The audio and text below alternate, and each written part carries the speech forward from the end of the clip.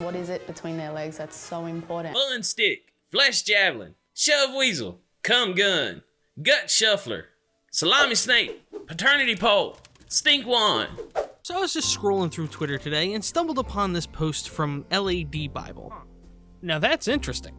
And boy, did it get me thinking. Design is important. It's got a huge impact on how we perceive things. From a TV looking sleek to a car looking fast, even while it's sitting still. Design can influence our perspective on something without any actual information being exchanged. So often the people responsible for designing things don't actually get the recognition that they kinda deserve. For example, can you tell me who designed your favorite type of car?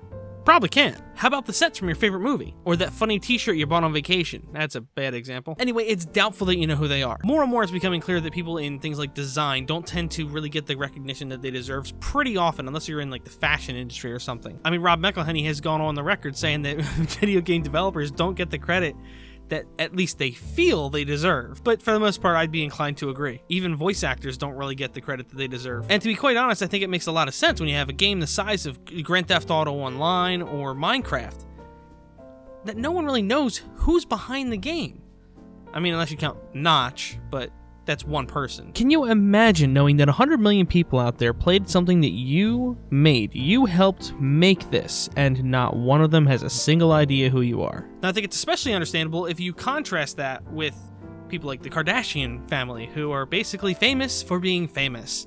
Unless you count the indie film that Kim did that kind of kicked off the popularity, but I don't think that made a whole lot of money. There's so many different types of design though. There's graphic design, there's architecture, there's so many different types. At some level, design goes into almost everything. And because at some level design has to go into pretty much everything for it to exist, you gotta figure there's a couple stinkers out there, whether or not they're necessarily known for being the flop that they are. For example, recently I found out about public bathrooms with glass dividers. That's a real intelligent move. Stairs that lead to nowhere, where for whatever reason that happens. And whatever this hellish nightmare is, some things just don't deserve to exist, or they're at least overrated. And speaking of things that don't deserve to exist, manspreading. Sorry, I mean manspreading's a real problem. Real serious problem, right? Almost as big a problem as women carrying too big bags in closed spaces, like buses and trains. For example, I highly doubt there are really more men doing this at that level than there are women doing this.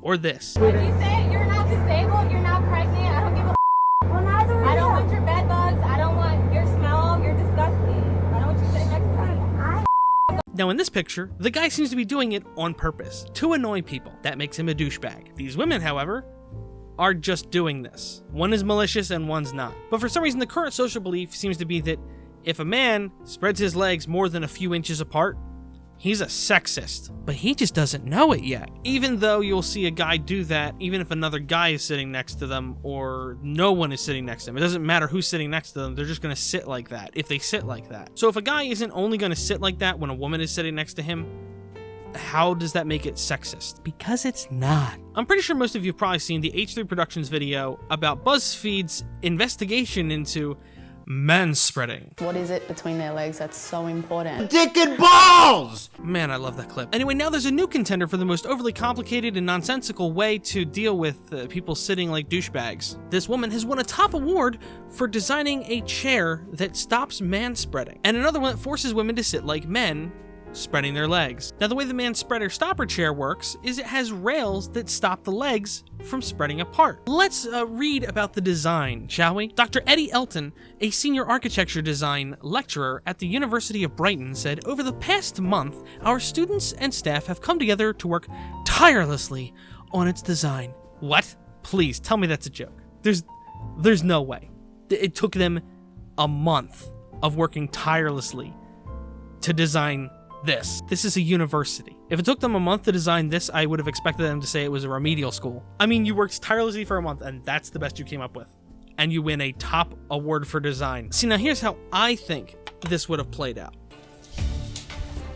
Stop the spread. We've got to find a way to stop the spread.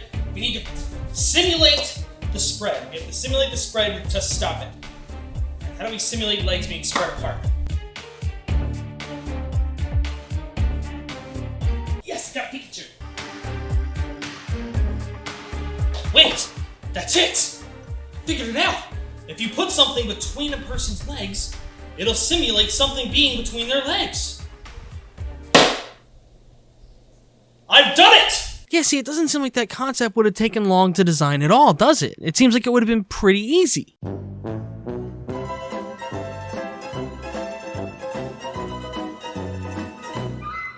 I mean, were they also learning how to use wood glue and a lathe during this period of time, and that's what took 29 of the days, and the last day they figured out what to do? I have no idea why I put these on. You know what, maybe I'm being too harsh. Let's evaluate the design and see what we think then. So there's no paint, there's no cushion or anything like that, there's no fancy woodworking. Based on this picture of her sitting in the chair, is she actually too short for this chair? Is the chair she won a high-level award for too tall for her? By the way, you notice how in this picture, her legs are not touching the wooden piece, and in this other picture, her legs aren't touching it either, but she's got her hands over it to kind of obscure it, so it's not even doing its intended purpose. Oh, but it won an award, and it's not like a participation trophy at the science fair. No, it's a top award called the Belmont Award. Now, to be quite honest, I'm not quite sure what the Belmont Award is. I did some Googling and couldn't really find a definitive answer, but I didn't spend a whole lot of time on it. It doesn't really matter. All I know, and all that really matters, is LAD Bible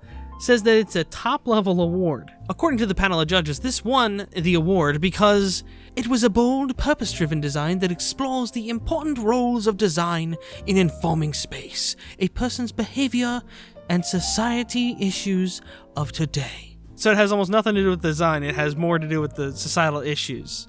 You know, the societal issue that is totally one-sided and full of misinformation. Okay. Now, before you finish typing that comment telling me how I'm wrong, manspreading is a real thing, I understand that it's a real issue that some people cause. But if you actually listen to people that talk about manspreading being a big problem, they act as if all men sit like this, in this fashion, and it's a chronic problem that is damaging people. But it's not even a sexism thing, as, like I said earlier, men that sit like this all the time. It's not just around women. And on top of that, while yes, there are men that don't consider other people's personal space and do spread their legs way further than they should, there are also women that load buses like moving vans. But neither is an overall major issue. Now, I made this a Twidiots video because I found this on Twitter, and boy, were the replies just so good. So let's go ahead and look at some of those replies.